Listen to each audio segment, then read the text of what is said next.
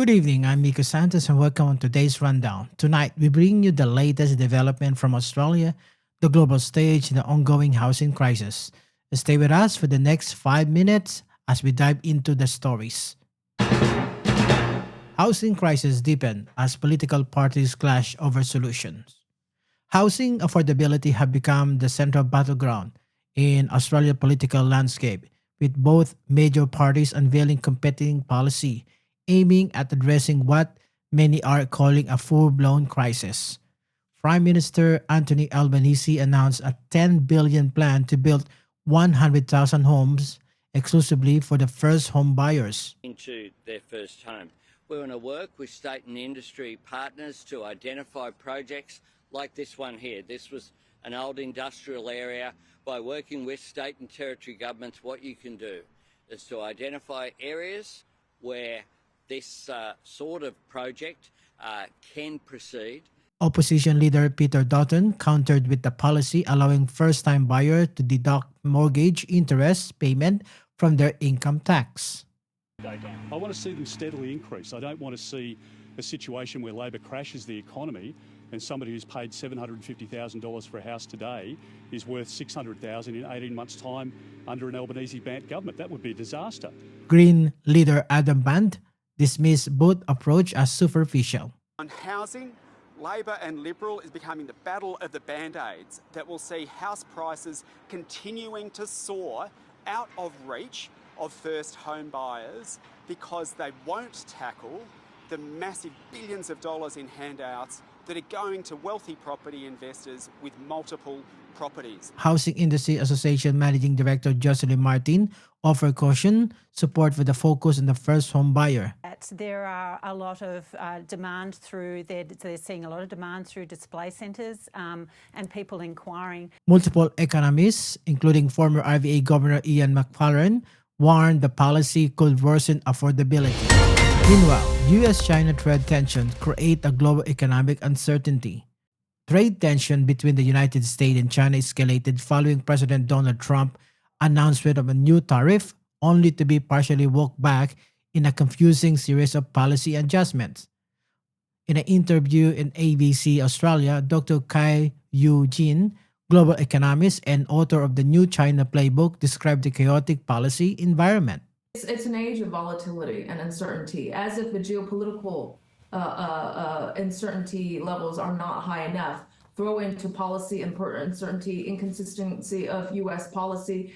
As Washington plays with more of this short-term leverage and also weaponizing the dollar, guess what's going to happen elsewhere? There is going to be a huge effort to de-dollarize and to reduce exposure to the U.S.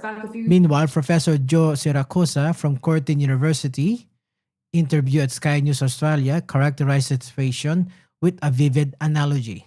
Like going for a road trip with a P-plater. I mean, he's just stepping on the brakes and accelerating all the time. He's got everybody confused, causing a great deal of damage. But look, there's no doubt about it, Pete. America has, Trump has blinked on this. He's backed off because he doesn't want to increase inflation. The economists offer a stark assessment of Trump's approach.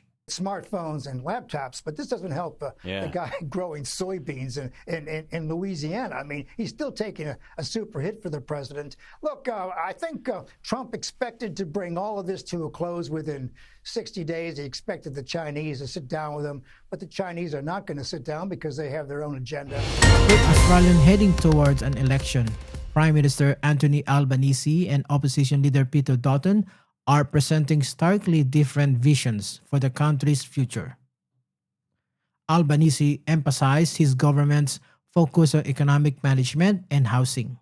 So this election is a real choice. It's a choice between Labor, building Australia's future, strengthening Medicare, having cost of living relief immediately, but also that long-term plans of responsible economic management.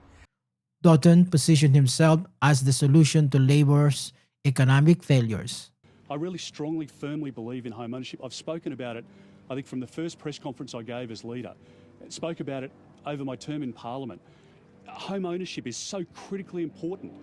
Young Australians are putting off having kids at the moment because they can't afford rent under Labor and they can't afford to save for a house under Labor.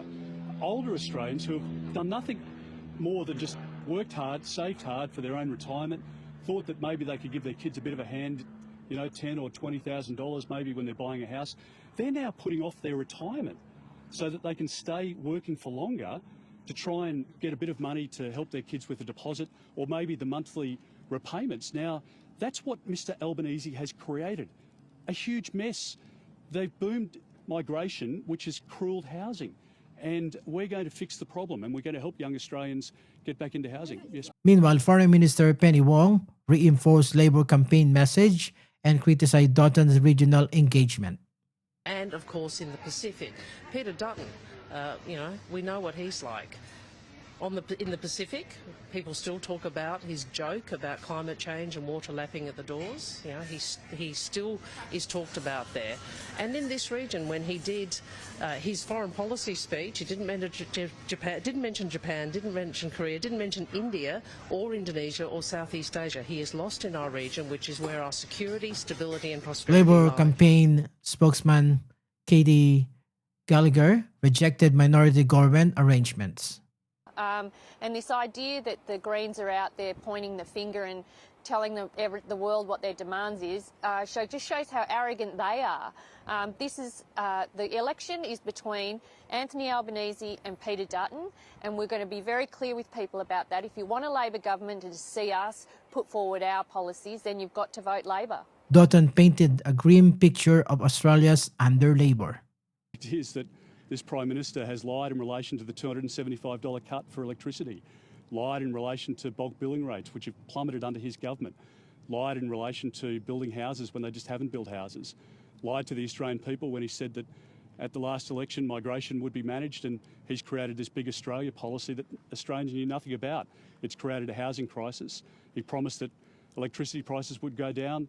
They've gone up by $1,300. And the one thing you can believe Mr Albanese on is if you vote for him at the next election, your cost of electricity and gas will continue to go up by over 30%, and there's no solution to it.